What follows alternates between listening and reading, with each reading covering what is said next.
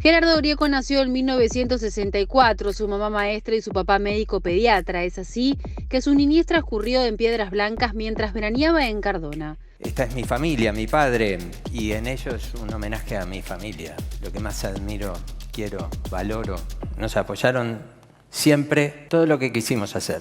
Fue guarda de ómnibus 2 años y medio. Fue director general del Sodre, del Teatro Solís y de la Sala Citarrosa. Participó con un rol muy importante en la etapa refundacional del Ballet Nacional del Sodre, que junto a Julio Boca rompieron un paradigma cultural y lograron que el Ballet Nacional del Sodre sea hoy uno de los mejores del mundo. El auditorio del Sodre se incendió en el 71, cayó en la dictadura, volvió la democracia y quiso restaurarlo y empezó la obra, se paró, empezó, se paró, hasta que ahí en la mitad del gobierno de Tabaré Vázquez Tabaré con una inteligencia especial decide terminar dos símbolos, ¿no? Era el Palacio de Justicia, que era la obra pública inconclusa históricamente, y el Sodre. Alcanzó récord de público del auditorio superando la época de oro del Sodre, tan recordada de la generación del 45. Fue el responsable del proyecto de restauración del Teatro Solís, lideró parte de la etapa del diseño y proyecto y luego fue responsable del diseño de modelo de gestión y puesta en marcha.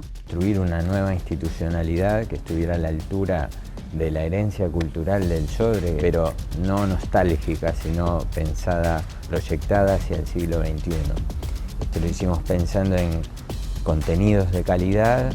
Un día dio un giro en su vida y se dedicó a la publicidad. Fue CEO de Punto, donde trabajó directamente con las grandes marcas de Uruguay y la concreción de objetivos de venta y posicionamiento de grandes empresas. Trabaja 24/24, es padre de trillizos y asegura que cuando jugás en las grandes ligas, tenés reglas de las grandes ligas. Esta es mi familia, son mis apoyos. Mis padres se fueron, pero mi esposa, mis hijos, mi hermano, mi familia, mis amigos, mis compañeros de equipos son ahora mis apoyadores de corazón. Actualmente es director de la Tecnicatura de Gestión Cultural del CLEI y hace 10 años que es responsable de la campaña de matriculación de la Tecnicatura, así como de distintos cursos de la universidad. Es director general de Tinker Comunicación y gestión de detalles de los conciertos de Tinker, un nuevo formato de encuentro con la música. Con los años descubrí que cada vez que empiezo de nuevo, vuelvo a escuchar las mismas canciones. Relaciona a la reinvención con muchas dimensiones, con el trabajo con pasión y alegría. Y si de reinventarse hablamos, Grieco es un hombre que sabe adaptarse al desafío que se le ponga por delante, para ser siempre el mejor. Me gustaba arrancar con esto de reinventarse que estábamos conversando antes. ¿Qué es para vos el reinventarse? ¿Qué significa? ¿Qué quiere decir? Yo, mirá, ¿qué quiere decir? Para mí, quiere decir que es una parte de la vida inevitable, para empezar, ¿no? Es decir, es como un dato de la realidad. Reinventarse me parece que es parte de la vida, es lo que hacemos siempre, lo que hace el ser humano. Es parte de adaptarse, es parte de aceptar las circunstancias que te toca vivir. Uno no elige cuándo nacés ni dónde, ¿no? Y a partir de ahí hasta la línea final de que tampoco elegís el día que te vas a morir, para mí el reinventarse tiene muchas dimensiones, es decir, tiene una dimensión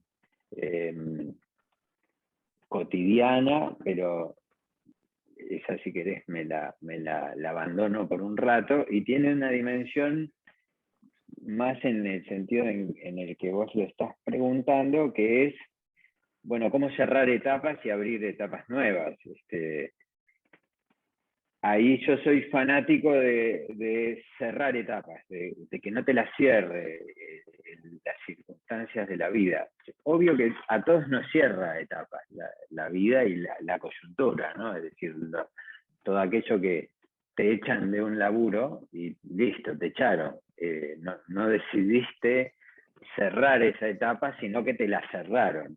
Igualmente te tenés que reinventar, es decir, las etapas se cierran, es otro dato de la realidad, por iniciativa propia o por el contexto, porque se termina, porque se acaba, porque se muere el ciclo, porque aparece otra cosa que sustituye lo que estás haciendo y listo, y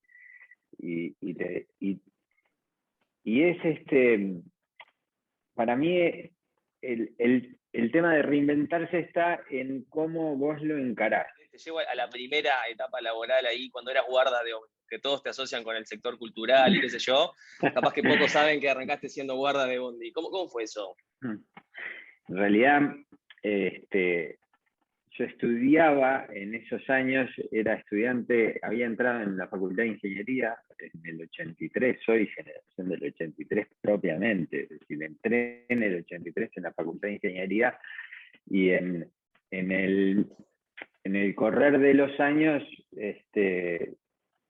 me di cuenta que no era la carrera que quería seguir, y en el medio de las búsquedas, que hice de todo en esas búsquedas, para ganarme el sustento diario y pagar la vida, es decir, ya un muchacho y la búsqueda de la independencia financiera, fui guarda de UCOT durante 2 años y pico, entre medio de hacer otras cosas, ¿no? En ese mismo momento hice otras búsquedas, estudié para ser luthier, ahí empecé a trabajar con el Darno de manager, hacía de guarda de cucha, que pagaba la UTE y contaba la plata, y también después salía de producto, ponían el ómnibus a darnos chance a las 5 de la mañana, y los candombailes de la Facultad de Ingeniería, ¿no? También. Eso era parte de la facultad de organizar toda la movida del estudio. Yo siempre cuento una anécdota que me cambió mucho, que para mí es muy significativa. Yo entré en el 83 en la Facultad de Ingeniería, fue el año que se organizó la Semana del Estudiante, fue aquella Semana del Estudiante que fue la primer gran movida que terminó en una marcha por Boulevard Artigas hacia un festival de música en el Francini muy grande de estudiantes. Fue ese año en la facultad, en el centro de estudiantes de la Facultad de Ingeniería, resolvimos que como gesto de libertad y de movida, de hacer cosas para la Semana del Estudiante, nosotros resolvimos con el grupete de la generación que íbamos a salir a repartir flores por el Parque Rodó. Era un gesto. Yo en la casa de mis padres había un árbol de jazmín, que ese año se adelantaron los jazmines, y de esos que aparecen de repente, mire, ¿viste? ¡Pua! Que sí, ahora sigue pasando. Hay un momento, hay unas semanas, 3 o 4, que se llena la ciudad de jazmines, que hay en todas las esquinas, alguien vendiendo ramitas de jazmines. Bueno, pasó en septiembre, llevamos miles de jazmines, todos los que juntamos, y salimos a repartir flores por el barrio. Y el solo era un gesto, no decíamos nada, solo te sonreías y le dábamos una flor a la señora, al señor, a la gente que pasaba, que estaba en la calle. Y el impacto de esos años, ¿no? 83, 84, 85, la recuperación de la democracia, las libertades, fueron increíbles. Y ese gesto, en ese año 83, que además había como miedo todavía, ese año cayeron los últimos 9 presos que eran de la dictadura, que eran uno de ellos era uno de la Facultad de Ingeniería, un estudiante. Ese de entregar una flor y el impacto que eso provocaba en el otro, en la gente, fue para mí un hito que me cambió la vida. Es decir, ahí yo descubrí, esto de las matemáticas no provocan lo mismo. Entonces salí a la búsqueda, Y en esa búsqueda fui guarda, monté algún kiosco, tuve algunos fracasos estrepitosos, ¿no? Y después, a los pocos años, después dejé el ómnibus para reinventarme en una cosa que fue que me mudé a la Ciudad Vieja y le dije a mis padres, bueno, dejo definitivamente la facultad y voy a ser el productor del Darmstadt y luthier. Me puse a hacer guitarra. Y en ese camino de meterte en el mundo de la cultura, o sea, no digo que en la ingeniería no haya cultura, la hay, pero esto te metiste de lleno en la cultura, y qué es, claro, y qué es para vos la cultura, y cómo te transformaste en un gestor cultural, cómo hiciste eso, cómo fue ese camino. Y ese camino fue en esa misma búsqueda, y si me dejas esta misma metáfora, esas canciones que transmitían y provocaban un impacto entre todos nosotros, entre grupos grandes, de jóvenes y veteranos y no sé qué, para mí fue la flor. Y dije, con esto consigo, no fue así, obviamente, iba a cambiar el mundo con la música, pero no fue así, obviamente. Pero cada espectáculo que hacía, cada cosa que organizaba, siempre fue con esa intención de entregar ese jazmín, de provocar ese impacto positivo en la comunidad para mí ese es el núcleo central de la gestión cultural, de buscar la cultura y de buscar... algún amigo me dice, bueno, podrías darle un poco más de profundidad académica al asunto y en realidad para mí es simple, es bien eso, es entregar tu mejor flor sin esperar que vuelva nada, ¿no? Es decir, y eso es como la esencia de lo cultural, y que yo veo eso desde cuando ves el arte rupestre de los Homo sapiens en las cavernas, juntando minerales y pigmentos y no sé qué, y armando una cosa y pintando una pared de piedra, y encontrando símbolos de belleza y de vida comunitaria y de valores y esos tipos se estaban entregando su mejor flor, ¿no? Es decir, para mí eso es la cultura, para mí eso es la gestión cultural, es entregar tu mejor jazmín para la vida en comunidad. Viste que a veces vas a alguna ciudad y decís un nombre, vas a Barcelona y decís Suárez, o vas a Nápoles y decís Maradona, y es como pase libre. A mí me ha pasado de trabajar en algunos lugares con consulta particular, y en Sala Citarrosa entrás, o el Sodre entrás, o en el Solís entrás, decís Gerardo Grieco, y tiene ese efecto de como decir Maradona en Nápoles, ¿no? Las retransformaste. Pero es verdad. Me queda grande. Pero las retransformaste esas salas. La verdad que decís el nombre tuyo en esos lugares y es como, sí, Gerardo, y es palabra santa. ¿Cuál fue la receta? ¿Qué tienen de común esas tres salas que son tan icónicas en tu pasaje laboral por ahí que las transformaste tanto?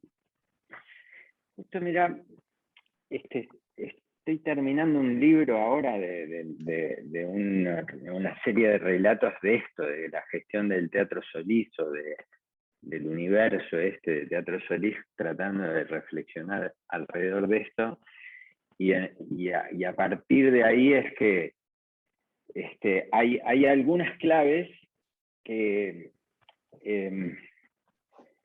sí siempre se repiten. Una es esta metáfora que te dije, ¿no? Es decir, siempre entregar lo mejor que tenés para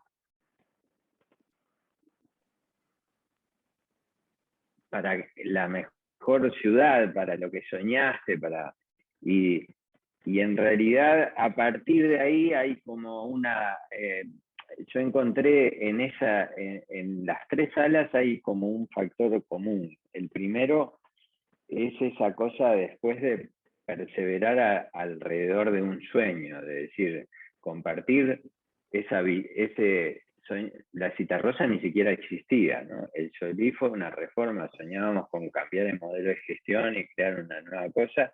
El auditorio de Sodre fue como también un escalón en la misma dirección, y lo que para mí siempre fue como un factor común fue el invitar a otros a soñar el mismo sueño, aunque te lo transformaran. Es decir, en el caso del Solís, una de las claves, creo que la clave, o por lo menos lo que para mí fue lo más importante de todo el éxito que vino después, fue pasarnos un año entero reuniéndonos todos los miércoles con mucha gente, y después pasar a hacer esas mismas reuniones con muchos grupos de visitas colectivas con una sola pregunta, que era: ¿qué Solís soñamos para Montevideo? Y acumular arriba de eso, y acumular arriba de ese sueño, y terminó siendo una energía, no nos paraba nadie, no había manera que el Solís no sucediera y no fuera una maravilla, porque nos habíamos pasado dándole a ese sueño y soñando con otros, involucrando a gente diversa, ¿no? De decir, cuando repasé la agenda, hicimos 53, después en la obra, en 6 meses hice 56 recorridas de la obra que terminaban en una reunión con la pregunta: ¿qué Solís soñamos para Montevideo? Y contábamos lo que habíamos acumulado. A mí esa cosa que después fue una rutina, fue como un pacto de acero, ¿entendés? No había nada no había nada que pudiera doblegarnos, porque teníamos 56 desde desde la asociación, la SUA, el Sindicato Único de Actores, hasta economistas y políticos, ediles y diputados y grupos de todos los partidos y todos los segmentos de población que te puedas imaginar, transportistas. Habíamos armado como un mapa de decir, el Solís en qué sectores impacta. Cuando lo armás es inmenso, en toda la ciudad, impacta en todo el país. Entonces salimos a invitar a grupos, teníamos según los días, 20, 24 cascos, y recorríamos que además la obra era impactante, ¿no? Porque era aquella obra fue un momento único, porque te estaban restaurando cosas patrimoniales así, con un artesano del dorado a la hoja, y del otro lado del telón cortafuego había una demolición y una construcción de un edificio nuevo de 9 pisos. Era una cosa que te caías de espalda. Entonces, esa recorrida, terminar de decir, ¿qué soñamos? Inolvidable. ¿Y qué tanto de vos hay en eso? Leí por ahí que en algunas entrevistas que te hicieron, decís: yo soy un tipo que trabajo 24/20, o sea, trabajo todo el día, sos como muy obsesivo en eso. ¿Qué tanto de tu impronta, obviamente que la hay, pudiste transmitir en eso? Que decías, hasta pensar el mismo sueño. Eso es como la parte más así como idealista del tema. Después, ¿cómo se baja a tierra eso con la gente, digamos? Y después tiene mucho de la impronta que le pones, porque uno, sí, tiene en aquel Solís, después las instituciones y las organizaciones viven mucho más allá de tu impronta, ¿no? Es que las ves crecer, las ves morir un poco, las ves ir y venir, las ves en el momento que te toca estar como al frente, liderando ese proceso, y cuando te comprometes así, tu impronta se transmite, es parte del ADN, es decir, yo qué sé, yo tenía algunas obsesiones hasta de cómo saludar, cómo darle la bienvenida a un ciudadano. Y si el pibe pasante no se sonreía y le decía bienvenido mirándolo a los ojos, yo lo mataba, ¿entendés? Le estrujaba, lo asesinaba, lo echaba, lo quería fusilar. Entonces esa obsesión se transmitía y eso después se vuelve como una cultura de trabajo, en donde si no funcionas así, estás afuera. El mismo ecosistema te cultiva y te hace crecer en esa relación, y eso que me da vergüenza contarlo, ¿no? Porque es una obsesión, de verdad que estaba obsesionadísimo, porque era el símbolo del cambio de paradigma. Para mí se vivía en eso, ¿no? De aquel portero medio ajado y sucio que no te miraba y que no te soltaba el programa si no le dabas propina, al gurí pasante, siempre joven, que te daba la bienvenida, sonriente, mirándote a los ojos, abriéndote el corazón, y no aceptábamos propinas. Ese era, para mí fue el elemento el símbolo de cambio de paradigma, y donde yo ponía mucha obsesión.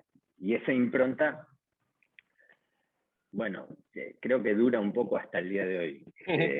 Doy fe de que dura. Pero y eso, que es un ejemplo, después se multiplica en el 360 grados. En tu organización, cuando estás liderando, bueno, hay mucho de tu impronta que la transmitís. Y mucho más en algunos casos que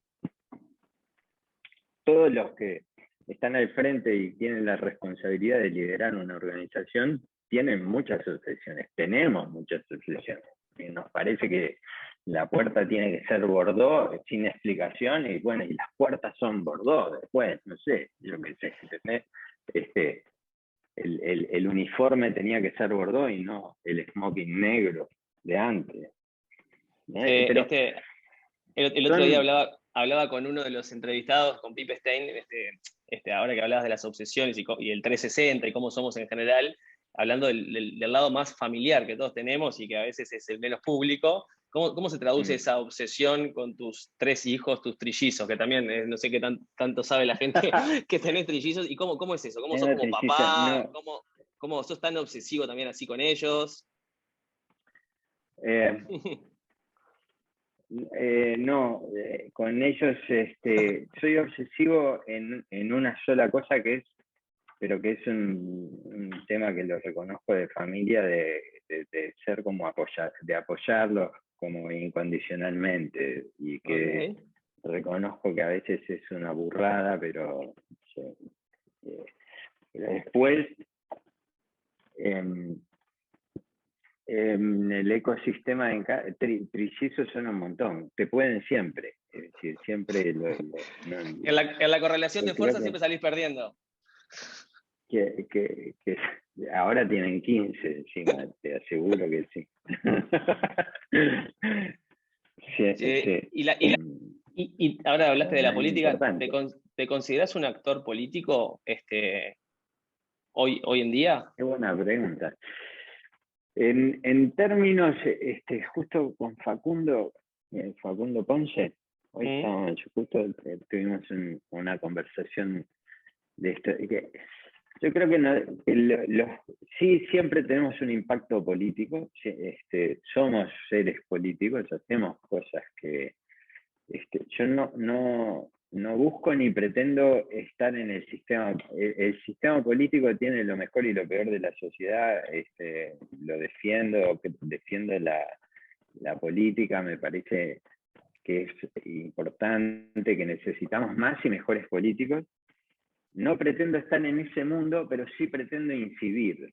Y yo lo que hago todo el tiempo es amar, es decir, soy, soy muy activo.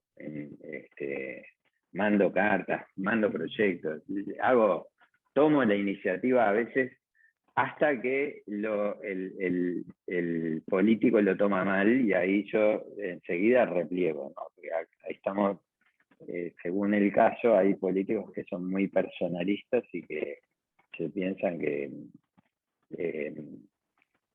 que son ellos dueños de la verdad y no te aceptan. Yo como además me formé como en la intendencia, cuando trabajé en cultura, y fui como director político, trabajé con Gonzalo Carámbula y con Mariano Arana, que eran unas esponjas. Yo tenía 30 y era bien chiquilín.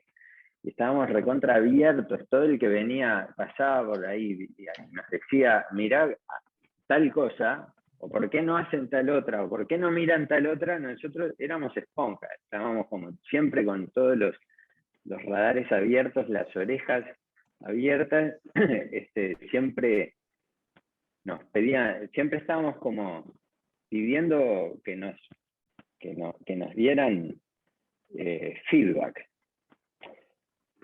Y ese tipo de políticas sube y bajan. Hoy estamos como, para mí, en un momento de la política, que la pandemia además lo agudizó, de políticos que no quieren feedback de nada. Yo tengo la verdad revelada y voy y hago lo que me siento. La peor soberbia es de esos políticos que se sienten dueños del Estado o dueños de la institución en la que están. Eso me parece que es la enfermedad mayor que vive hoy nuestro sistema político en algunos casos.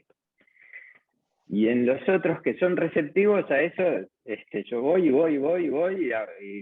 y algún impacto genera y algunas cosas buenas pasan y otras no, y no pasa nada. Es decir, también uno tiene, vuelvo a la flor, es decir, vos tenés una flor, tenés que entregarla. Y eso tiene su vida, y a veces florece y a veces marchita y listo. Y no pasa nada. Y no pasa nada, es decir, tenés una idea genial y trata de que salga, y si no salió y se murió antes de tiempo o no era el tiempo, y bueno, es lo que te toca lo que toca. Es decir, al principio te lo decía también, yo me amigué con la aceptación. Es algo a ver, también. ¿qué es eso? Está bueno desarrollar un poquito más. ¿Qué quiere decir? Aceptar que te toca, si vos no, aceptar que te toca las circunstancias que te tocan, el tiempo que te tocan, el lugar que te toca en el mundo, te permite después entregarte una mejor flor. Si no aceptás, si estás contrariado, porque esto de la pandemia, para ponerte ejemplo, tengo algunos amigos que hace un año y pico están trancados porque hay pandemia. ¿Y qué querés hacer, loco? Hay pandemia, ya está, aceptalo y inventate algo. Inventá cómo vas a seguir. Porque si te vas a trancar y te vas a quedar, es como decir, me enojo porque llueve. Y llueve, loco, ya está, hace algo lindo. Aprovecha la lluvia, baila bajo el agua, no sé, prende la estufa. Pero Se entiende. estoy diciendo ejemplos tontos, pero que después van más profundos, porque van también a la vida cotidiana, a las cosas más íntimas, ¿no? Es decir, bueno, está. Y cuando era más chico me costaba más aceptar. Me pasaba noches enojado, porque tales no habían aceptado tal cosa, o tales otros, ¿no? Y, Adelante, ahora te invito a girar para el otro lado y mirar para adelante. Estamos en la segunda mitad de la vida. El otro día hablaba con otro colega de lo mismo, ¿no? ¿Qué ves? ¿Qué te imaginás? ¿Con qué soñás? ¿Qué te gustaría que pasara? ¿Qué te gustaría hacer? ¿Para dónde vas?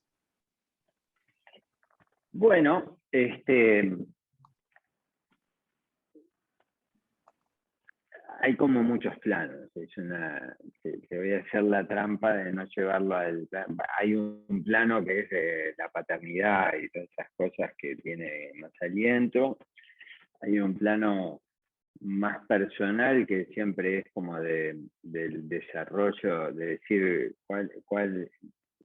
en qué puedo crecer, en qué puedo, qué cosas me gustan más, yo qué sé. Y siempre, cuando miro para adelante, siempre veo que empezar